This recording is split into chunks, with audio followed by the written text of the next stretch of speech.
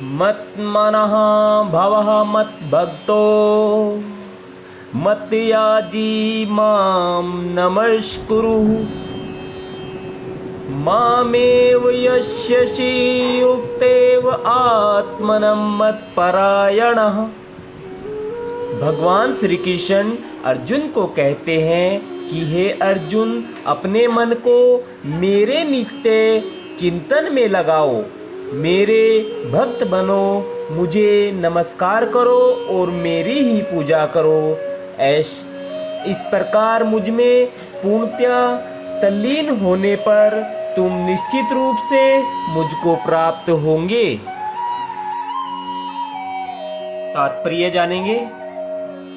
इस श्लोक में स्पष्ट इंगित है कि इस कलमशग्रस्त भौतिक जगत से छुटकारा पाने का एकमात्र साधन कृष्ण भावनामृत है।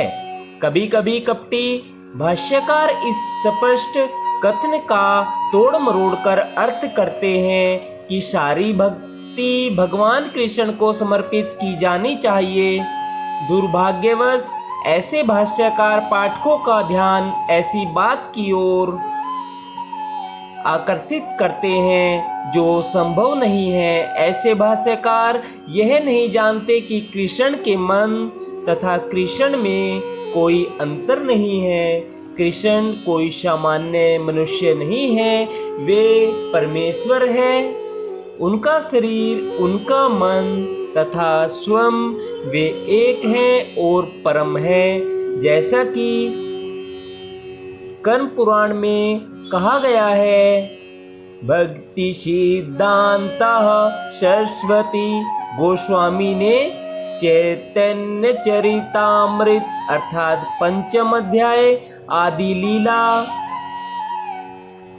41 से 48 श्लोक के अनुभाष्य में उद्धृत किया है। देह देही विबद्धो अयम नेश्वरे विदते कंचितः अर्थात परमेश्वर कृष्ण में है तथा उनके शरीर में कोई अंतर नहीं है। लेकिन इस कृष्ण तत्व को न जानने के कारण भाष्यकार कृष्ण को छिपाते हैं और उनको उनके मन या शरीर से पृथक बताते हैं। यद्यपि यह कृष्ण तत्व के प्रति निरी अज्ञानता है, किंतु कुछ लोग जनता को भ्रमित करके धन कमाते हैं। कुछ लोग आसुरी होते हैं, वे भी कृष्ण का चिंतन करते हैं, किंतु ईर्ष्यावश जिस तरह की कृष्ण का मामा राजा कंस करता था, वह भी कृष्ण का निरंतर चिंतन करता रहता था, किंतु वह उन्हें अपने शत्रु रूप में सोचता था। वह सदैव चिंताग्रस्त रहता था और सोचता रहता था कि न जाने कब कृष्ण उसका वध कर दे। इस प्रकार के चिंतन से हमें कोई लाभ होने वाला नहीं है। मनुष्य को चाहिए कि भक्ति में, प्रेम में उनका चिंतन करे, यही भक्ति है। उसे चाहिए कि वह निरंतर कृष्ण तत्व का अनुशीलन करे। तो वह उपयुक्त अनुशीलन क्या है? यह प्रामाणिक गुरु से सीखना है। कृष्ण भगवान है और हम कई बार कह चुके हैं कि उनका शरीर भौतिक नहीं है, अपितु सच्चिदानंद स्वरूप है। इस प्रकार की चर्चा से मनुष्य को भक्त बनने में सहायता मिलेगी, अन्यथा अप्रामाणिक साधन से कृष्ण का ज्ञान प्राप्त करना व्यर्थ होगा। अतः मनुष्य को कृष्ण के आदि रूप में मन को स्थिर करना चाहिए। उसे अपने मन में यह दृढ़ विश्वास करके पूजा करने में प्रवृत्त होना चाहिए कि कृष्ण ही परम है।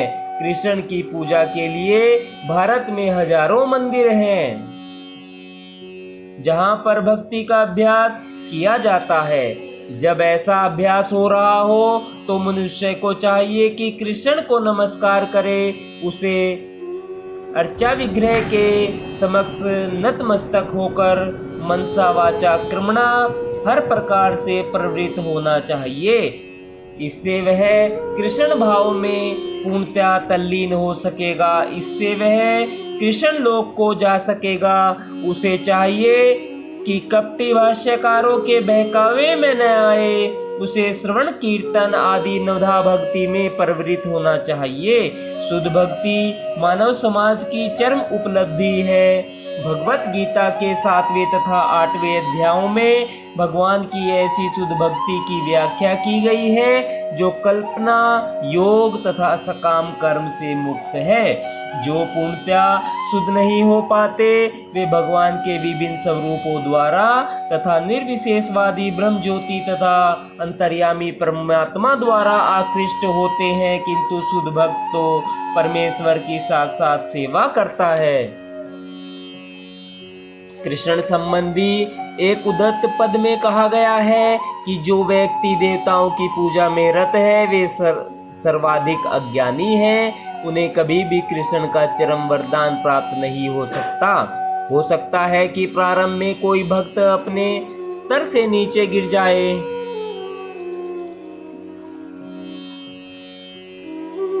तो भी उसे अन्य सारे दार्शनिक तथा योगियों से श्रेष्ठ मानना चाहिए। जो व्यक्ति निरंतर कृष्ण भक्ति में लगा रहता है उसे पूर्ण साधु पुरुष समझना चाहिए। क्रमशः उसके आकस्मिक भक्ति विहीन कार्य कम होते जाएंगे और उसे शीघ्र ही पूर्ण सिद्धि प्राप्त होगी। वास्तव में शुद्ध भक्त के पतन का कभी कोई अवसर नहीं आता, क्योंकि भगवान स्वयं ही अपने शुद्ध भक्तों की रक्षा करते हैं।